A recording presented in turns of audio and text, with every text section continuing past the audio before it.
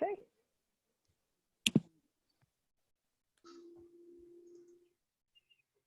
All right. You're good to go, Mary. All right, thank you. Okay, welcome everyone to our Motion Graphics 101 session.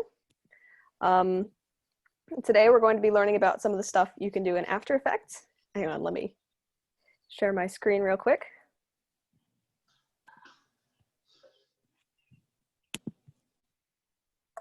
Here we go.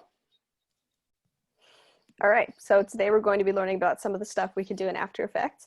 If you don't know about this program, it is part of the Adobe suite, so it is pretty interoperable with Photoshop, Illustrator, Premiere, which is the video editing program, things like that.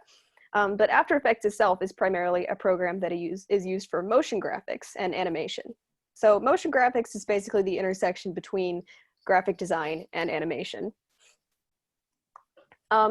And you can use it to do a lot of different cool stuff, some of which, so I thought I might start this presentation by demonstrating some of the stuff that I've used After Effects for. So you can use After Effects to do logos and motion branding. So this in particular is an animated logo that I designed for a weekend Girl Scout camp that I volunteer at every year. So I do their video and things like that. And so I needed a bumper to put at the end of the clips that I edit for them. So this was something that I whipped up in After Effects pretty quickly based on their existing logo. You can use it to do animated text and title sequences. So this is a project that I was working on for fun last summer, which it's basically, it's a copy of the end title sequence for Iron Man 3, but with some Disney vacation videos that my family has. And I would absolutely encourage you guys, if you haven't seen the original title sequence from this movie, to go look it up. It's basically, it's what you see here. It's a lot of clips being manipulated, and tinted, and moving around and masked in different ways. So it looks really exciting, especially when it's set to music, which it isn't here because mostly I want to avoid using a lot of copyrighted material. But that, you know, just a little bit of, some pretty actually basic techniques in After Effects can make it look really, really cool. And then another thing that After Effects often gets used for is for visual effects compositing. So this is a shot from a short film that I made in a class this last semester, where this character passes behind a car and then disappears. So I did this by basically masking her out of the second shot using After Effects. And again, some techniques that we'll be kind of learning the foundations of today. All right, so this is what we're actually going to be doing today. We're going to be starting off with a pretty simple animation. And so this is why I had everyone download this picture of a roller coaster. This is Apollo's Chariot at Busch Gardens, Williamsburg. It's a coaster that I particularly like. And so here we have this roller coaster going up the lift hill, going down the little pre-drop that you find on a lot of coasters made by this same company, and then going down a larger drop. So that's basically what we're going to be learning to recreate. But before we actually go into After Effects and start animating, there's some stuff you should probably know about the software, just because it can get pretty intimidating when you've never opened it up before. So this is the basic After Effects interface. There's a lot of different panels and tools here that you can work with.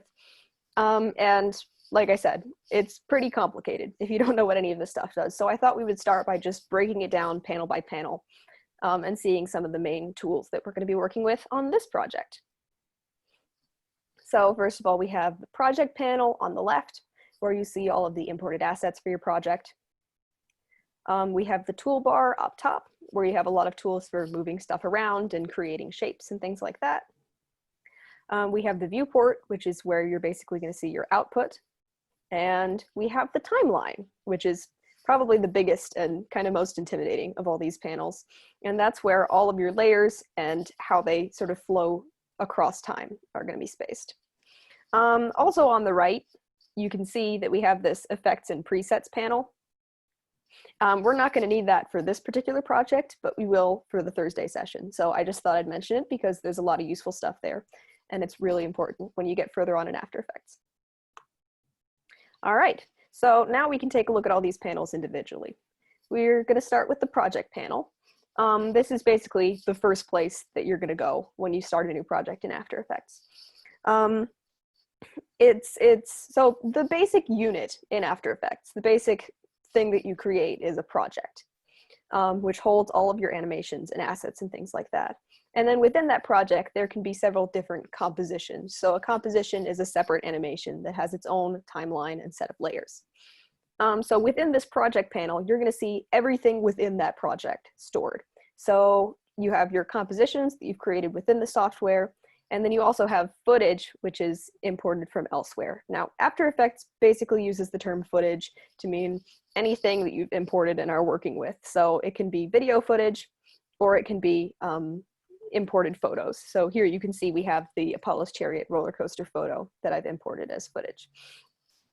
And we're not going to be using this in this particular project, but I thought I'd mention it because it's really helpful to know. When you start getting a lot of assets in your project, when you start having a large number of compositions and shapes and things that you've imported, it's useful to be able to organize them. So down at the bottom, we have this little folder icon, and that allows you to create folders that you can place your different assets in for better organization. All right. So back to our window, and on the top up here, we have our toolbar.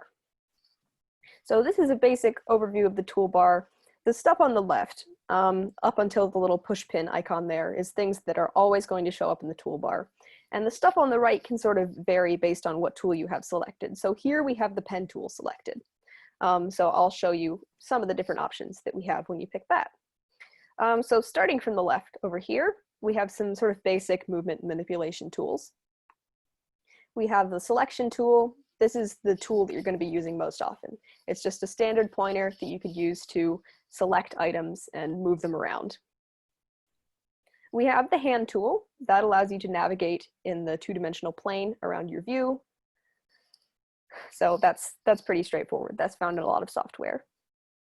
We have the zoom tool, also pretty straightforward, that you can use to zoom in and out of your view to see things in more detail.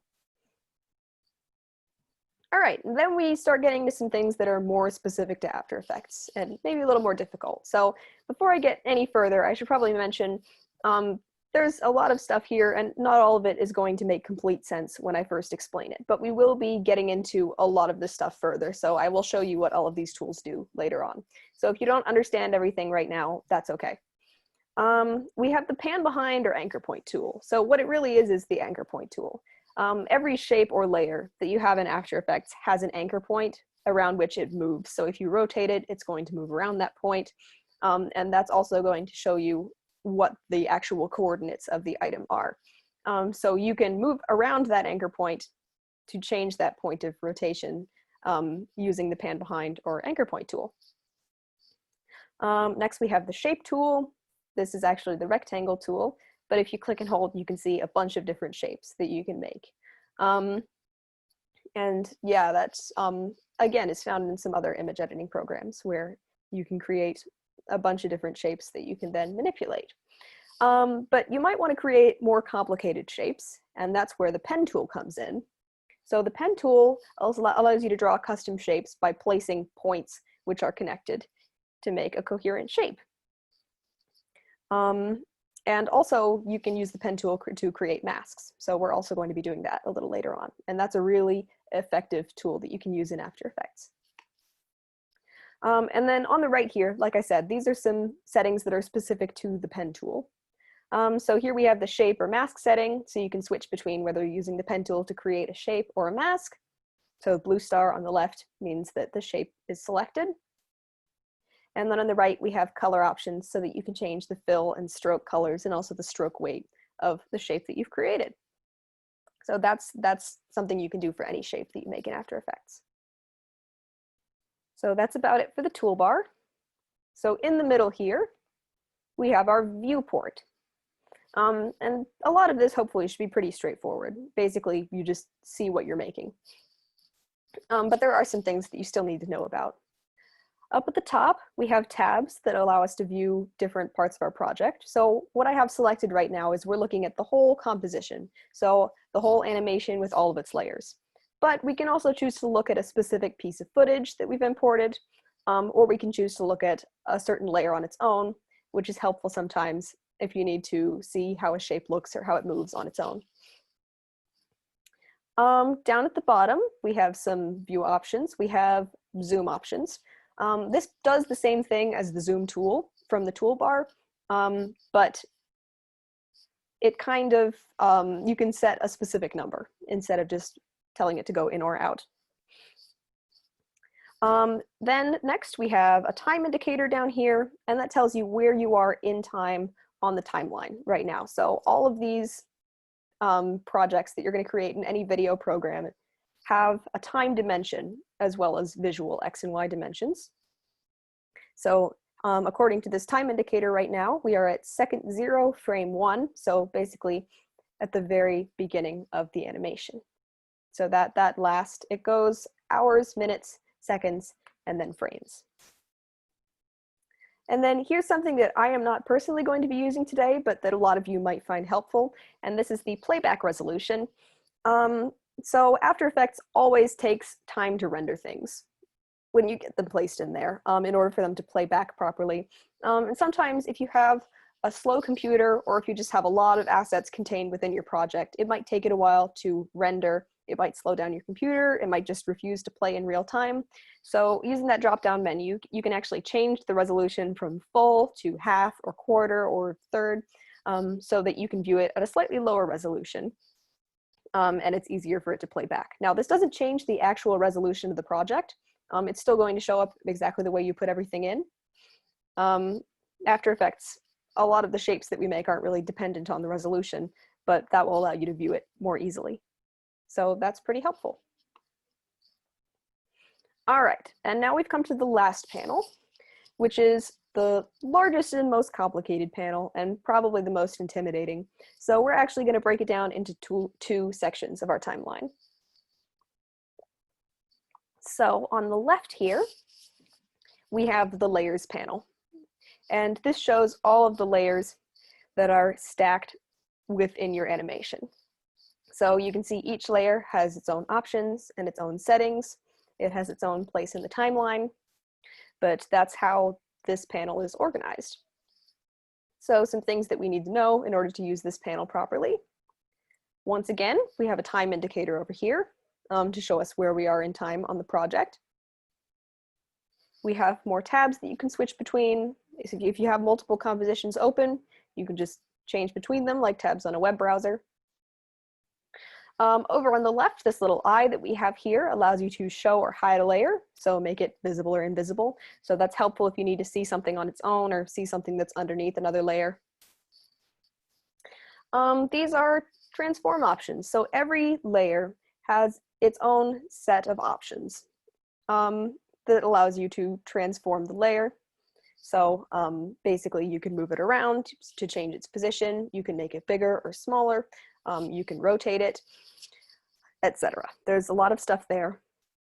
So you can see some of these options, and a lot of these you'll be able to sort of view the results in the viewport, but they're also associated with numerical values, which you can edit directly, which is really helpful if you want to be precise. So probably another really important thing that you need to know in order to use After Effects effectively, or at all, is keyframes.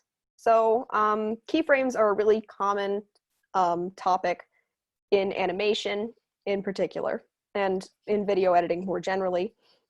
But you might not have heard of them if you've never worked with this kind of an animation before. So what a keyframe is, basically, is a point at time in which the properties of an object are set. So the way that we animate in After Effects, instead of drawing out every frame individually, you create a shape, you tell it, I want it to be at this position at this time, and then you tell it, I would like to be at a different position at a different time, and it will make the shape move between those 2 points over time. And so the beginning and end of that transition is a keyframe. And they're essential for what we're going to be doing today. Here I have shown keyframes for transform properties, and that's mostly what we're going to be doing today. But it's also useful to know that you can use keyframes to animate basically anything in After Effects, whether it is the position of an item, but also whether it be masks or effects that you have placed on that layer. The sky's the limit.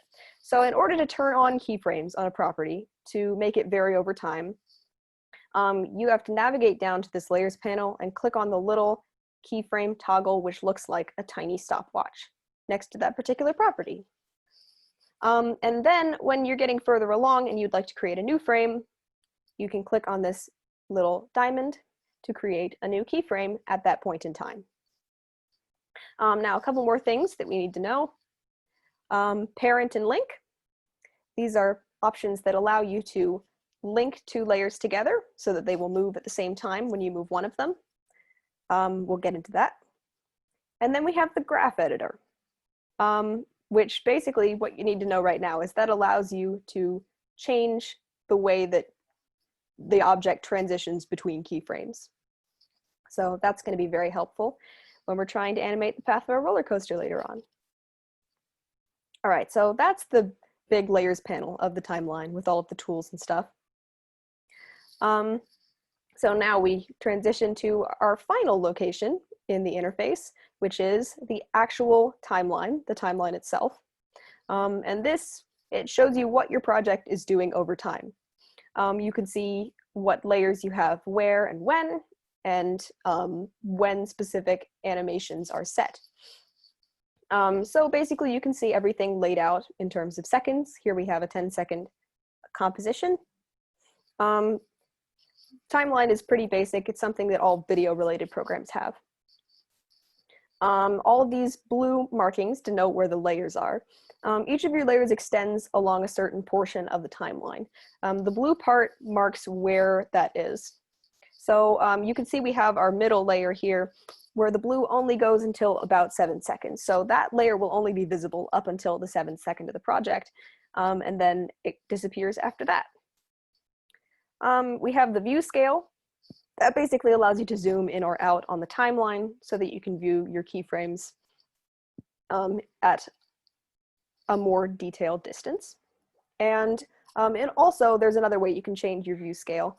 The two gray bars up the top of the timeline window that are capped in blue, the smaller top one, if you click and drag on that, you can go in or out on your view scale, just like you would down at the bottom. We have our keyframes. So each one of these little dots denotes a keyframe. There are a few different types of keyframes, which we will see in action later, but that's why the shapes are different. And then the last thing we need to know about here is our work area. So this is the area of the animation that's active. So this is the area that After Effects is going to loop if you play it back. And it's the area that it will export when you decide to do that. So the work area is denoted by the second gray bar. And here you can see in our 10-second composition, only 6 seconds is our work area. All right, that's basically what you need to know about the After Effects interface in order to get started. Hopefully you all have After Effects open. If you don't, now is the time to do it. So we'll go into the actual program now. Okay, so here we are in After Effects. This is the window that everyone should see when they open After Effects. Actually, if it's your first time opening it, you may see a little Adobe kind of promotional window that takes you to tutorials and things like that, but you can just ignore that for our purposes at the moment. After Effects automatically creates a project when you open it up. Even if you've already worked on projects in the past, this is just the standard basic new project window it will give you. But if you are on a new project or on an existing project and would still like to create a new project, the way you can do that is you can go to File, New, and then you can click New Project. But we already have one here, so we don't need to do that. By the way, I will be explaining about a few keyboard shortcuts over the course of this session. I am using a Mac, so most of my keyboard shortcuts are going to include the Command key. For example, I use Command S for save and Command Z for undo. However, if you are working from a Windows computer, most of those keyboard shortcuts can be translated just by substituting your Control key for my Command key. So you would use Control Z to undo. All right, so the first thing we're going to do is create a new composition. And when we click on that, we're faced with another window with plenty of its own settings. So composition name, I'm just going to set roller coaster. There's not a lot of restrictions on what it can be named. We're going to pick a preset, and what I have it set on here is HDTV 1080-24. So the first two words basically refer to the aspect ratio. So HDTV 1080 is 1920 by 1080 pixels, which is a standard widescreen resolution. That's something you're going to find on basically a widescreen TV or a lot of internet video. And some movies tend to be in that, but that's pretty much a standard aspect ratio that's really useful for our purposes. And then the 24 on the end refers to the frame rate. So 24 frames per second is a pretty standard motion graphics frame rate. It's a nice whole number. It's going to make your animation look pretty smooth. And then we want to set our time codes to however long we want the animation to be. So I'm going to set my duration to 10 seconds. And that's basically all the settings that we need to change right now. So I'm just going to click OK. And now we are in our new composition. You can see that it has added our timeline window ready to have layers deposited into it. And we have over here, our project panel has added a new composition called roller coaster. So we're going to start, of course, by adding our roller coaster background so that we have a framework that we can put everything over. So you're going to go to File, Import, File, or Command or Control I. And I am going to go into my Creative Cloud files and select Apollo's Chariot.jpg. And we'll just take that into our project. And so you can see that shows up as some JPEG footage in our project panel. So in order to actually import a piece of footage into your project or into your composition specifically, that's pretty simple. You can just drag it, I believe, either into the layers panel or into the viewport itself. So that's just what I'm going to do right now. All right, so this is our background, but the main problem we have here is that it's not big enough to actually cover the whole composition. So let's fix that. We're going to move it around and scale it a little bit. So I'm just going to move it. After Effects scales by the corners. I think it does. That's incorrect. Please ignore that. After Effects scales based on the center point. So right now we're going to start by scaling this.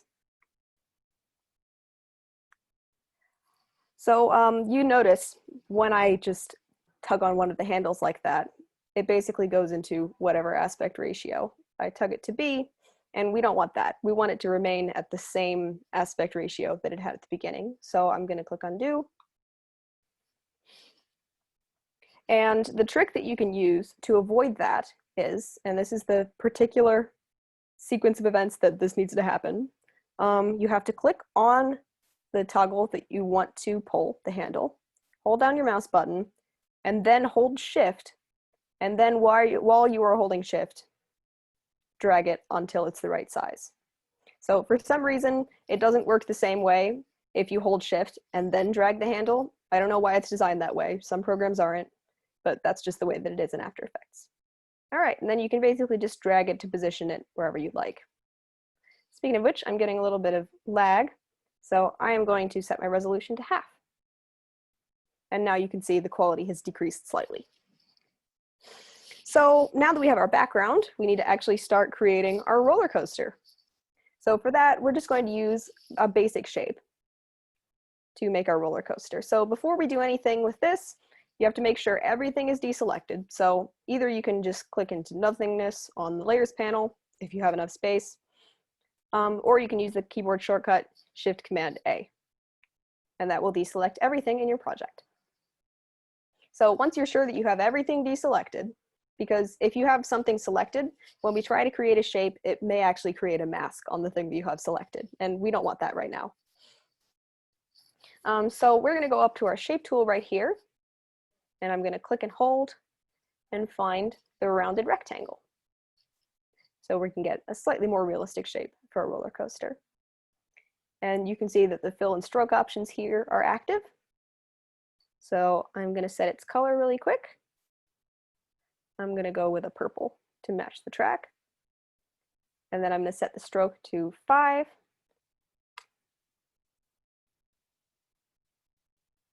And maybe turn the purple color down a little bit.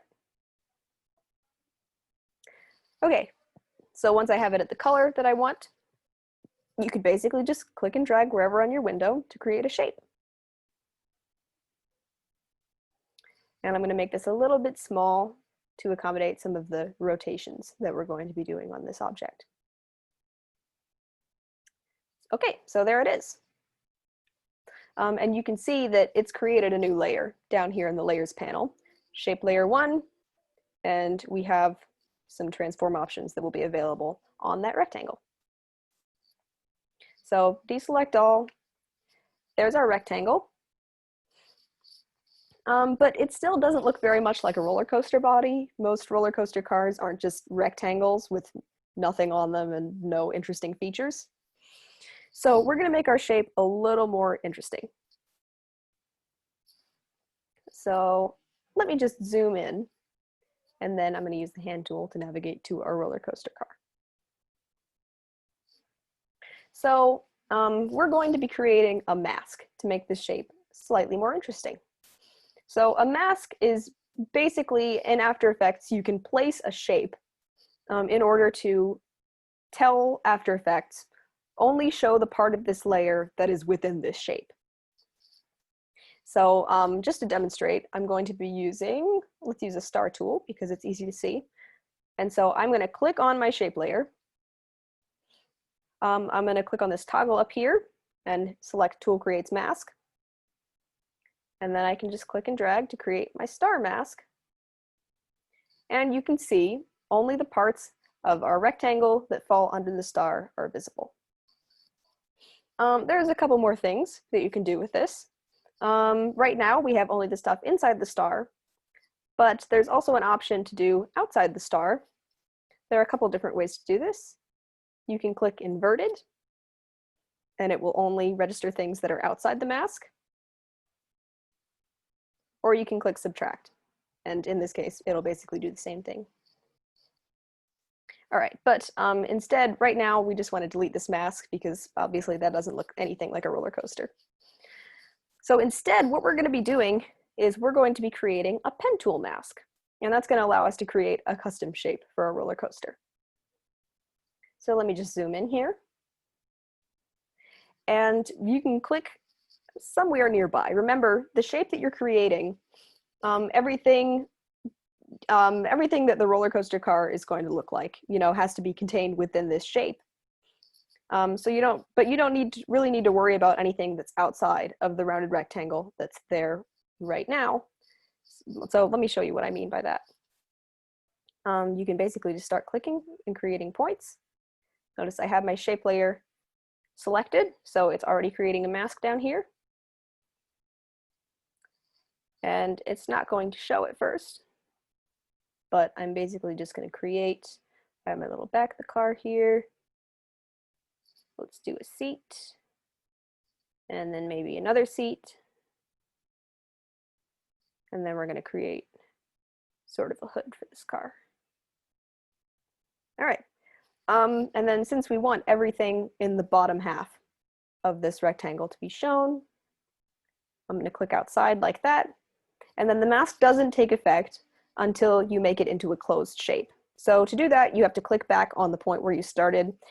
It's sometimes kind of hard to tell whether or not you're clicking on the point. So what you have to look for is when your pen tool gets a little circle next to it. So no circle, and then you can see there's a tiny circle that showed up. So I'm just going to click that. And now our mask is a closed shape, and only the parts that fall within that shape are visible. So if we deselect again, voila, it looks like a roller coaster car, or at least more like the full rounded rectangle looks like a roller coaster car. Okay. Real quick, Mary, one question. How'd you get that mask? I can't seem to find how to get the mask on my original shape. In this case, what I did was I had to select the shape layer, make sure that's selected, and then I clicked on the pen tool and just drew a shape with the pen tool and made sure that it was closed. And so that should apply a mask to your shape layer. So as soon as you start using the pen tool, you should be able to see in your layers panel down here if the mask has been created. So if it hasn't, check that you actually had the shape layer selected. That's very important. Oh, and also, if you're not creating a mask, make sure to check up here and select Tool Creates Mask.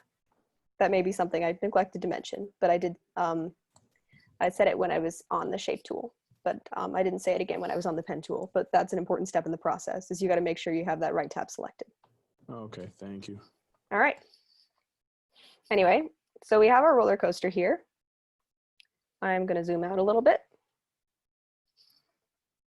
So this is looking better, but we still have a few steps to do to get it ready to animate.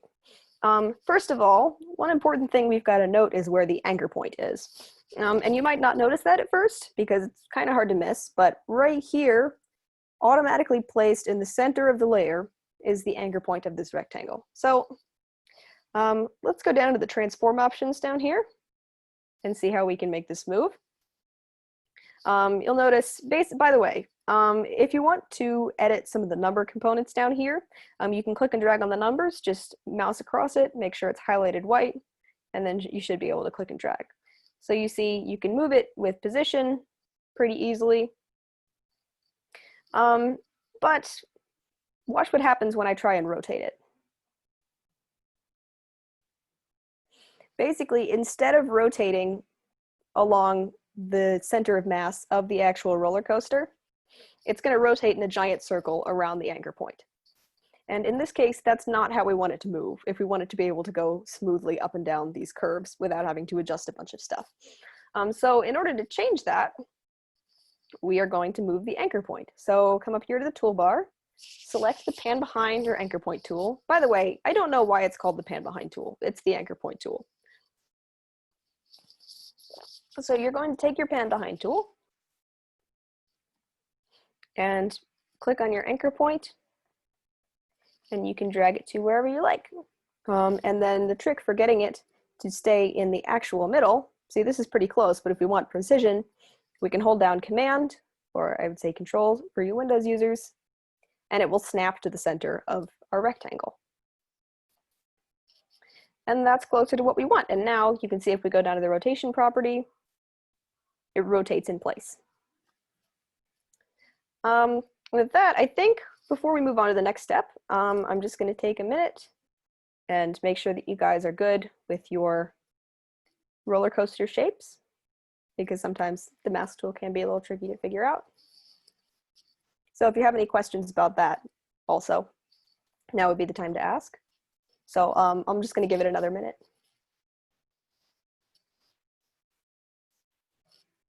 Could you explain what you said there at the very end about like how to like anchor into the one position and set in the center? Okay, yeah. With your anchor point tool selected, so you can move your anchor point tool around anything, but if you move your anchor point towards, like, into your object, and then you hold down Command on a Mac and I believe Control on a Windows computer, it will snap directly to the center of your rectangle. So you can see it's in the center of this rectangle outline that we have. So you have to be holding down your mouse button on the anchor point and then hit Command, and it will do an automatic snap to center. So you can be precise about where you place your center point. Thank you. Mm-hmm.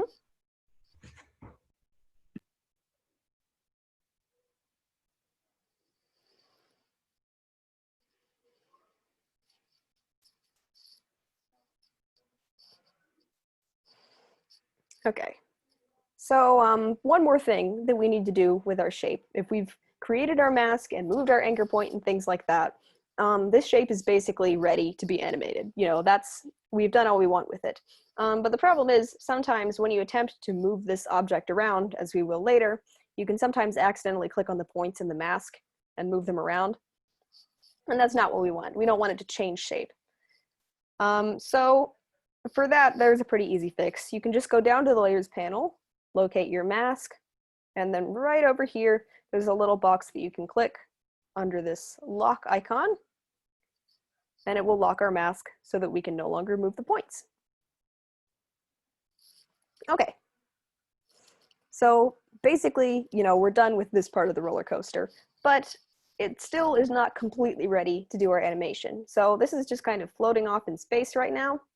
But I think for our roller coaster car, we need to give it some wheels. So for that, we're going to go back to our shape tool, and we are going to create an ellipse. And again, we're going to edit the colors. You can do whatever colors you want here, but I am going to go pretty basic and just do black fill and no stroke, 0 points. So then when we're done with that, and it's whatever color that we'd like, we can click and drag to place these wheels on our car. And once again, if you just click and drag, it's kind of gonna flex the shape in whatever direction you go, which for the rectangle was okay, but for the circular wheels, that's not really what we want. So we can do a similar thing to what we did with the background in the beginning. And once again, make sure you don't have anything else selected when you're creating a new shape. So basically, click, hold shift, drag, it should retain its proportions. All right, there's our wheel. And once again, we're gonna do the same thing that we did with our roller coaster car, and we're just gonna edit that anchor point.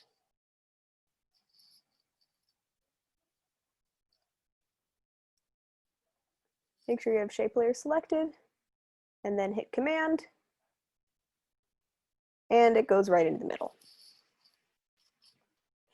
So now we have one wheel, and to create the other wheel, instead of doing all that over again, which you could, but I don't really want to, you can just duplicate it. So for that, the keyboard shortcut is Command or Control D.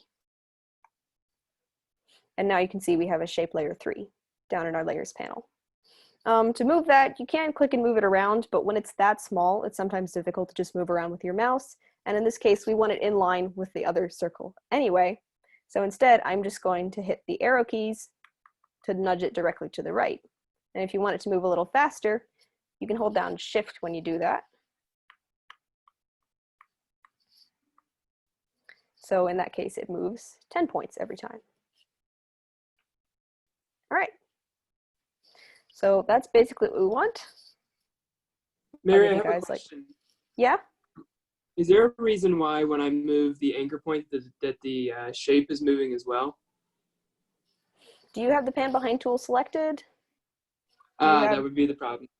Yep, that's it. Yeah. Thank you. Regular select tool can't move the anchor point. That's why there's a special tool for it. Otherwise, we would all be moving the anchor point far too often. Gotcha. All right. Thank you. Yep.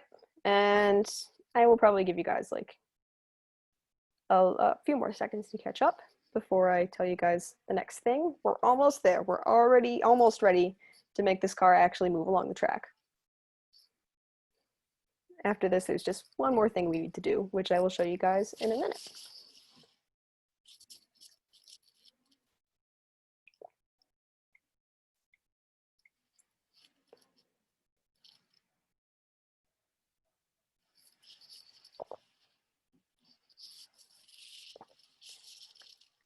Okay, so at this point, I think the next thing that we need to do is our shape layers down here. It's all just shape layer 1, shape layer 2, shape layer 3, and that's kind of disorganized. So I would suggest before you proceed any further, just take a moment and rename all of your layers. So you can do that by right-clicking and selecting rename. I think you can also do that by just some places you can do that, but in this, the most reliable thing to do is just to double click or right click and select rename. So I'm going to do car, and then shape layer 2 is going to become wheel 1, and layer 3 is going to be wheel 2. All right, so we're almost ready to animate. We're going to start getting our car into position so that we can start it on the track. So let's try and drag it. But there's an obvious problem there. So what we didn't do right in this case is that the car and its 2 wheels are completely separate objects, and they're all just going to move on their own if you move them around. So we don't want to do that. You know, we want to be able to animate all 3 of these items together without having to animate each of them with separate keyframes. So thankfully there's a really easy way to do that in After Effects, which is through parenting. So over here on the right, we can see parent and link options. So what we want to do here is we want to get the wheels to move along with the car whenever the car moves. So over here, parent and link, each one of our layers should have a drop-down menu.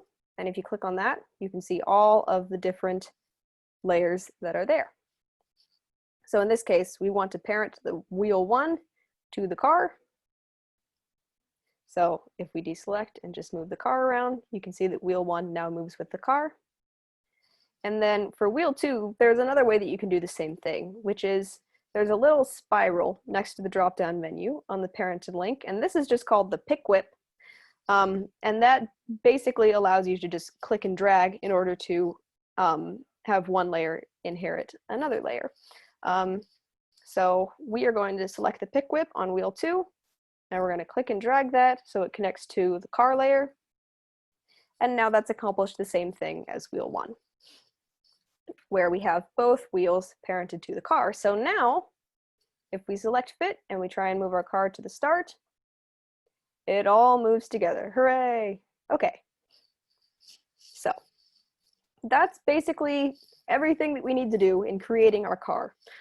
So now it's finally time to actually animate it. So for that, we are going to learn how to do keyframe animation. So as you can see, we're basically just moving this car around. But whenever we move it around just in place like this, it's not actually going to record that as an animation. So down in the timeline here, you can see nothing's really going on. It's basically just blank. Everything is the same throughout time, and that's not how we want it to be. So instead, we are going to make sure that this car can vary using keyframes so that we can actually animate it. So the two properties that we're actually going to be animating today, just to keep it simple, are position and rotation. So we're going to select this drop down. We're going to expand these menus under car so we can see all of its properties. And then under transform, we're going to click the little keyframe time vary stopwatch on position and rotation. And so now that gives us the ability to create keyframes for position and rotation. And if you check in the timeline, you can also see that we have two little keyframe dots that have been created at the start here. So the first thing to do, by the way, there are a few different ways that you can edit keyframes. If you are, if you have your time indicator pointer over a keyframe, when you edit the properties that are varied, it will just edit them in that keyframe. So, right here we have rotation at 0 at that first keyframe, but we are going to set the rotation to -25, positive numbers clockwise, negative numbers counterclockwise. And so now it looks like it's going up the track. Sometimes you may have to select things in order for After Effects to know that that's the thing you want to move. So there you go. Our car's in position, and you can see this keyframe now has its properties set at -25. So when we want to create a new keyframe, when we want to set it to a new point in time and say I want it to move to, let's say, the top of the hill, all we have to do is move our pointer along to a point in time. So let's say our car takes 3 seconds to get up the hill. And so now that we're at the 3-second mark, we can edit the same properties again. So I'm going to move this car up to the top of the hill. And you can see a new keyframe has been automatically created for position, since position has changed. So rotation has not changed, but we don't want it to rotate along this this stretch of the track. And for our next keyframe, we're going to want it to rotate. I will show you what I mean in just a second. So we've got it to the top of the hill. Next, we got to get it to sort of crest the top of this hill so it can go down the pre-drop. And for that, we're going to set it like half a second forward. And we're going to bring this car up to the top of the hill. Once again, creating a new position keyframe. And then we're going to set the rotation property back to 0 because it's basically on flat ground at the top of this hill. There's a surprising amount of calculus in animation, by the way. There's a lot of slope and things involved in animating a roller coaster. Can I interrupt you real quick, Mary? Yes. I must have missed how to get those key points to pop up because they're not coming up automatically. Oh yeah, yeah. That's something I said. You got to click this little stopwatch next to the properties, and that will allow it to time vary, and that's going to allow you to set keyframes. Perfect, thank you. All right, there you go. So now we have our scale, not our scale, our position set to whatever we've dragged it to. By the way, notice that it's sort of creating a path so that you can see the path that it's going to follow along the different keyframes. We've got our rotation set to 0. So let's play that back from the start. By the way, when you're working with animation in After Effects, you're going to want to play it back after like every change that you make. It's really important to constantly know what's going on in your project because you don't want to get further along with your keyframing and realize that something doesn't look right. So we're just going to deselect and play that back from the beginning. So position is good, but notice that it is rotating all the way up this hill, and we don't want it to do that until it gets to the top of the hill. So we only have 2 frames that it's transitioning between here. So in order to fix that, we are going to want to go back to the top of the hill here, and we're just going to want to set another rotation keyframe. You can just click Add Keyframe right here. And then we're going to set that back to -25. So now it's going to stay at -25 all the way up the hill. Deselect, Shift Command A. So that's going to go all the way up the hill. And then once it gets to the top of the hill, it's going to rotate as it crests. Okay. I'll give you guys just a second to catch up.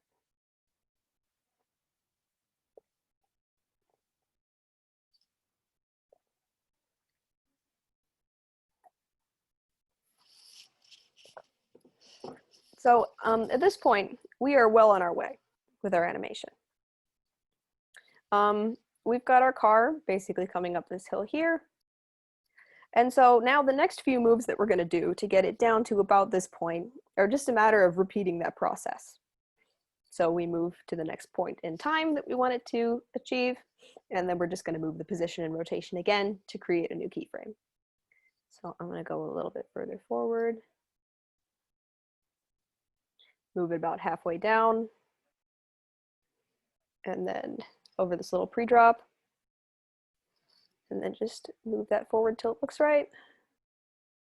We're at 32, looks like. Actually, I'm going to set it to about 30. There we go. So now we have that, up and over. And then again, we're going to get it at the bottom of this little hill. Wherever it turns, there's usually a lot of keyframes involved. Just a little further forward.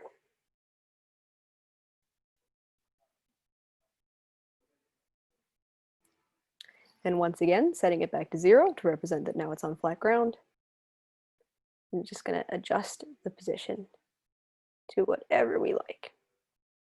And so sometimes when you set it to a position and then get the keyframe, you might notice that it's not quite where you expected it to be.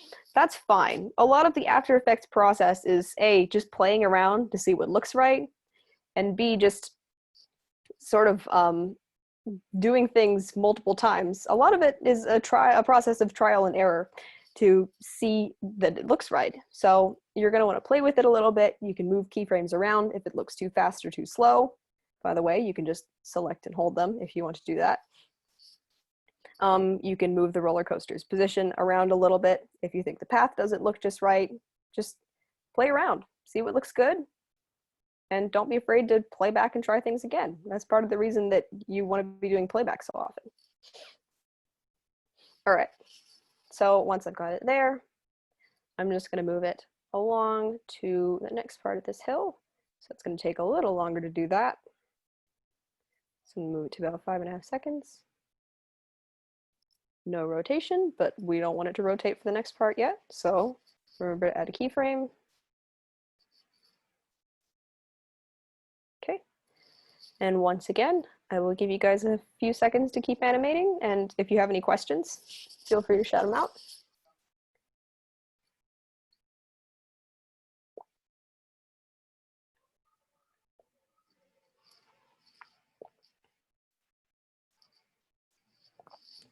So Mary, when I'm hitting my playback, it's running at like super speed.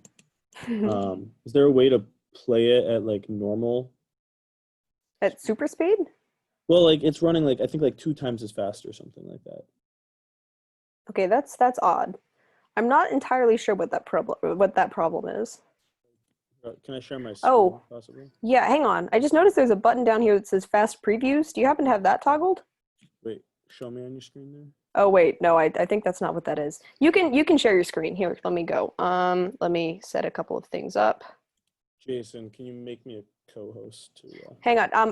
I'm turning participant screen share on. Oh, you have it too, Mary. Thank you. Yeah, I have host privileges. So let me just give me a second to I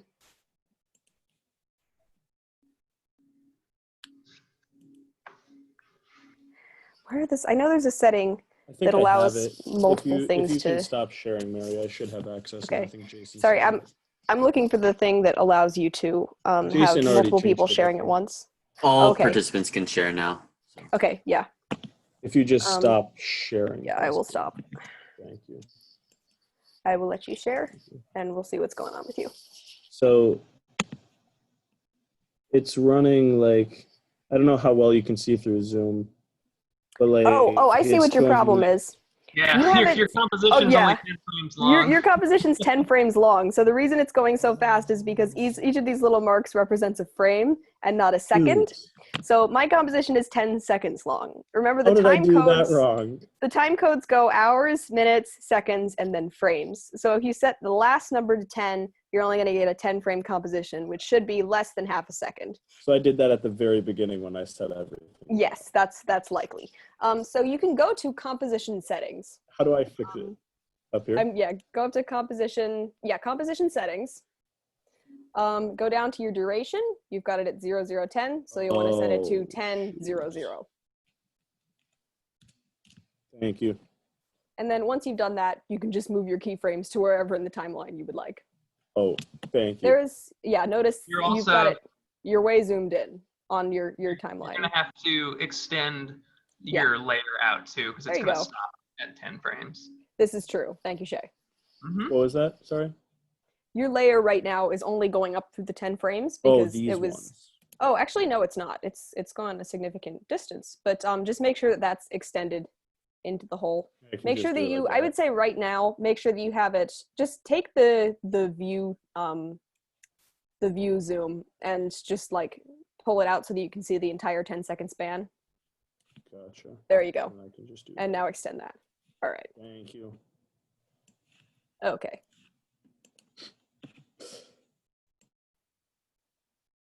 So that's perfect for somebody who's watching the YouTube video, though. This is true. Any troubleshooting we have to do is good because it's a. It was an intentional mistake for all of you watching the YouTube video. Right now. All right. I am going to.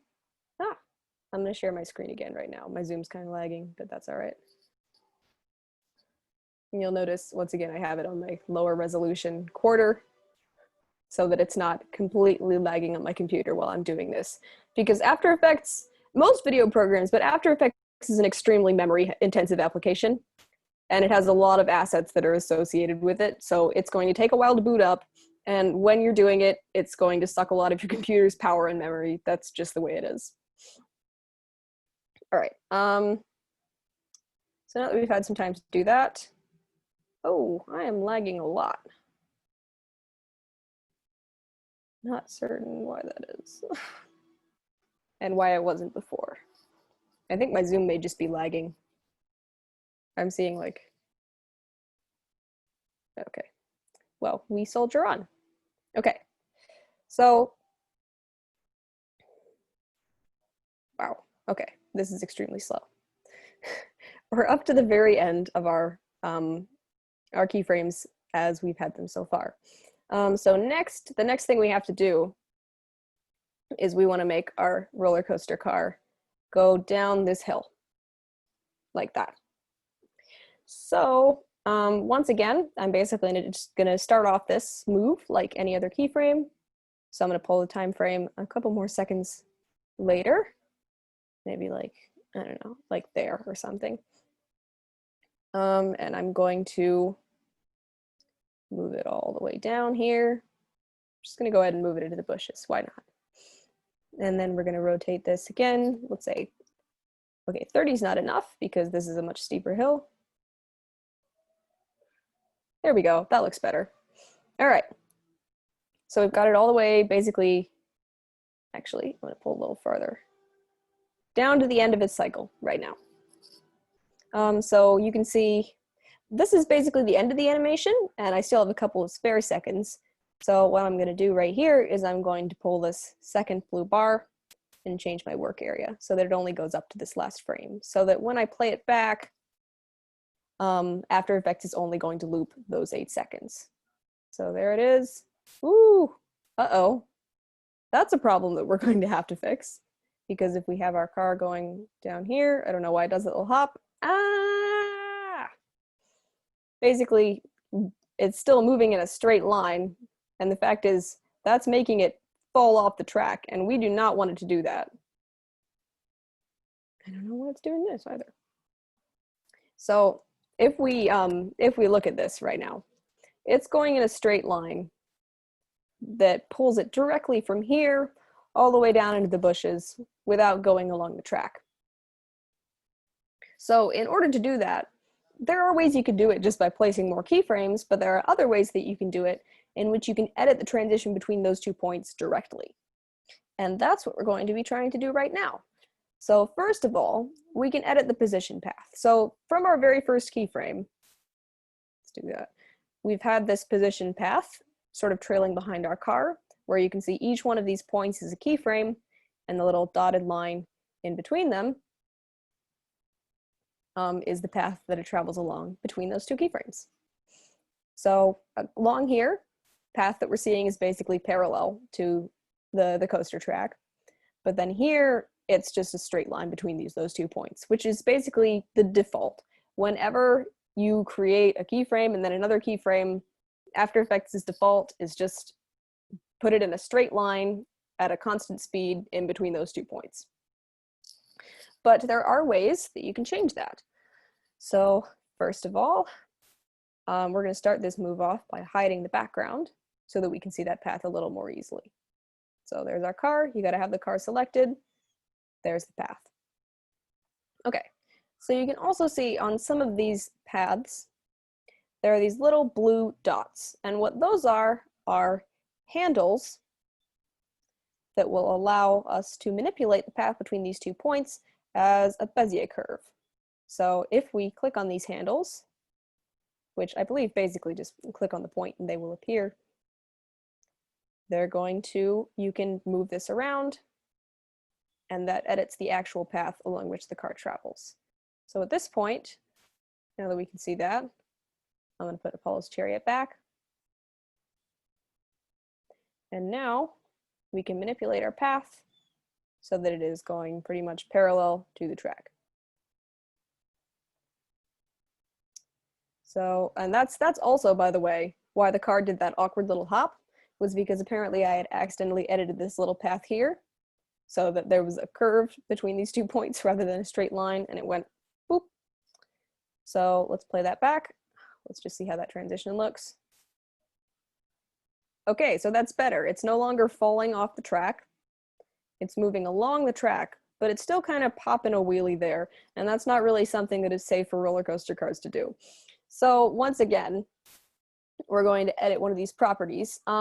So you can see the problem here is basically the same problem as we had before, but in this case, it's the rotation that's moving at a constant rate instead of the position. So obviously with rotation, you know, there's not really a path that you can just see that goes across the screen, but there are other ways that we can edit the time variance between those 2 points. And right now, I'm going to show you guys the graph editor, which is a really useful tool for that. So the first thing you're going to do to bring up the graph editor, we're going to go down to our rotation property right here. Next to the name, so between the name of the property and our keyframe toggle, there's a toggle that looks like a little graph. And if you mouse over it, it says include this property in the graph editor set. So we're just going to click on that to enable it. That's blue. And then the next thing we need to do is go up here and click on graph editor. Okay, so that's a graph editor. Basically, what we have here is the same thing as what we have here, except that instead of showing us a position path through space, it's showing us a rotation path over time. So you can see, just like it was here, we've got a path that moves in a straight line at a constant speed. But the actual rotation doesn't work like that. It's going to rotate not very much at the start, and then a lot more all of a sudden, and then it's going to level off towards the bottom of the hill.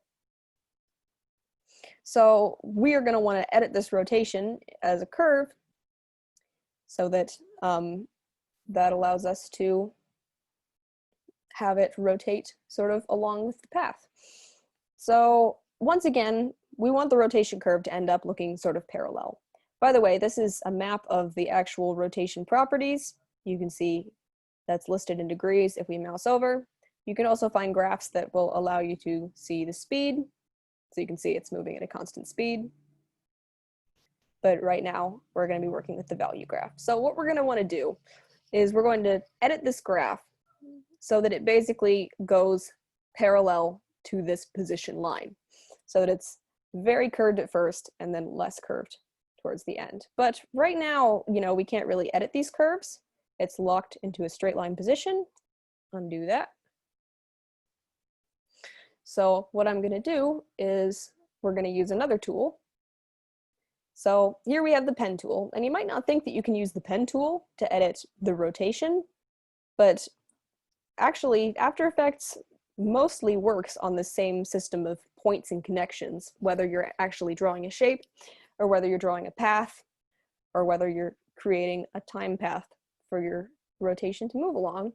So you can use a lot of the same tools and techniques. So right now we're going to go up to the pen tool, click and hold, and then select Convert Vertex.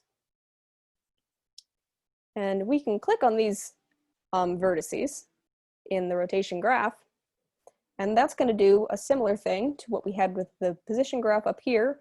It's going to create handles that we can use to edit this as a Bezier curve. If you click it again, it takes the handles away and turns it back into a straight line. But we're going to have those handles right now. So now we have these handles, and we can basically just click and drag them around. So I want this to look similar to our position graph, but kind of at a negative 90-degree angle, if that makes sense. And also, while you're doing this, it's often useful to, once again, you know, it's going to take a couple of tries. It always is. With something you can't directly see like this, you know, it's going to take you a couple different goes to get it to look exactly how you want. And so for that, it's often useful to kind of move the car somewhere along the timeline, and maybe we'll edit the position a little bit while we're at it. It's kind of, it's an ongoing process, and it's not going to be exactly the same a lot of the time. So I'm noticing this car is going a little bit too far out from the track. So I'm just going to pull it down a little further. So you're going to kind of be concurrently editing position and rotation so that they work together really well in the final animation. There's our rotation curve again. And I think this is moving a little bit too quickly at the start. So let's kind of flatten that out a little bit. Just gonna move that around a little until it looks right.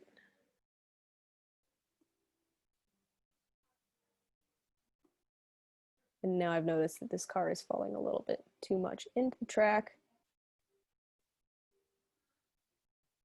So I'm going to move the track again.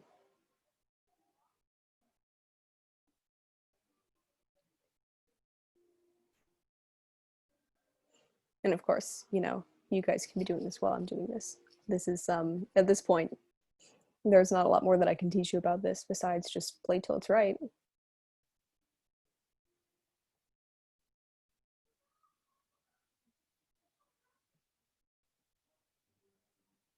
And you also got to be careful that you're not editing, oh, don't like that. That you're not editing the other half of the Bezier at the same time, because that could make it sort of awkward. But for that, basically, you can just shorten the other end and it won't have much of an impact on the other side. Basically, the longer you have this, this handle, the wider the curvature is going to be.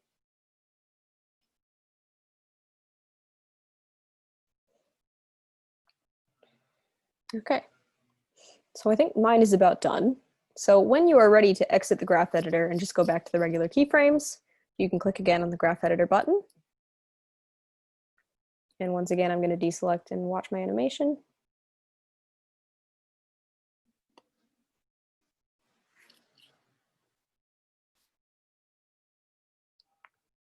There it goes.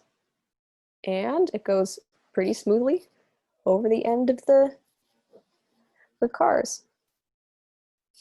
Or over the end of the track without falling off. We're looking super awkward. And now, by now, that's basically the animation that we had at the start. So we have, it's a lot of techniques, but it's all pretty simple applications of these different techniques that we can use to create a really cool looking animation. First of all, where this goes on the top is kind of bugging me. So I'm going to go back to here and just adjust the position a tiny bit.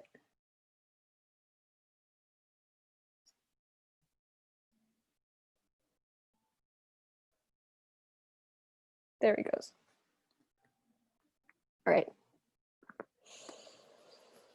So this is our animation. And obviously you guys can take as long as you want. But that's basically all I have to teach. The last couple of things that I will point out about this is, first of all, you might notice that we have some of the keyframes down here have changed from the standard sort of diamond dots to here we have sort of an hourglass shape. And what do we have here? I may have accidentally added a new keyframe towards the end. That can happen. We have this hourglass shape. And I think we have this more rounded shape. And all of that is indicators that the time interpolation of the keyframes has been changed. So the path that they follow has been changed from just the straight line. So these standard diamond keyframes just mean straight line path. And this kind of hourglass keyframe means that it eases into it a little more. So in fact, one more thing, there's another simple way that you can do that. So if you just want it to ease between 2 points, if you want it to start and end a little bit slower, let's say you wanted it to do that. A tip is you can select your keyframes, right click, and then you can go down to Keyframe Assistant and select Easy Ease. And that'll turn them both into these little hourglass keyframes. And now if you play back, you can see it starts off a little slow and then sort of eases into it at the end. So that's a really helpful tip, especially it's useful when you're doing text editing and things like that, and you want to make it look a little more professional if you just want something to float across the screen in a pleasing way. So basically we have an Easy Ease keyframe. And then the second thing I wanted to point out is you might notice that this car is falling into the bushes. And, you know, realistically, if we were just animating this car along this track, or if this car were going along this track, we wouldn't actually see it behind the bushes. So there is a way to fix that in After Effects. And one that's actually very relevant to not motion graphics, but also to visual effects. But for now, I will just leave you with the mystery of how that happens. And if you want to see it yourself, come back on Thursday for 201 with Shay. All right. Awesome. Thank you, Mary. That's everything I have to say. Thank you so much. Let's give her a Zoom round of applause here. That was awesome. All right. Thank you, guys. That was I feel like I actually have so much more power at my fingertips now. That's the thing about After Effects, and is that, you know, it's really intimidating at first, but once you learn a few simple things, it's really easy to increase your skill level really fast. There's a ton of internet tutorials out there, lots of just YouTube videos about how to do cool stuff with motion graphics or with visual effects that are actually surprisingly simple and straightforward, just if you know the pathways to get there. So Cool. I hope I've sort of launched you into that direction. Yeah. I also like having the graphs as an engineer. That helps. Yeah. Like I said, surprising amount of calculus involved. Yeah. Cool. All right. So does anybody have any questions, whether specifics or general, for Mary or for Shay here? No. All right. That was super helpful. Seriously, thank you so much. And the presentation, everything beforehand too, is just so awesome. Thank you. Yeah, that was a really good PowerPoint. Yeah. It's like Keynote has some really nice new templates. Good stuff. All right. Any last questions? If not, thank you all for coming. Come back on Thursday to hear from Shay here, and then to invite your friends who didn't make it out tonight. Yes, definitely. And there will be a YouTube video, of course. Yeah, we'll post that. So if you fell behind or anything. Yeah, if you fell behind, or if you have friends who weren't here today and want to prepare for Thursday, or just want to see some cool motion graphics, then that will be posted on YouTube. Yep. Cool. All right. Well, thank you all for coming. Have a good night. All right. Thank you. Bye, everyone. Thank you.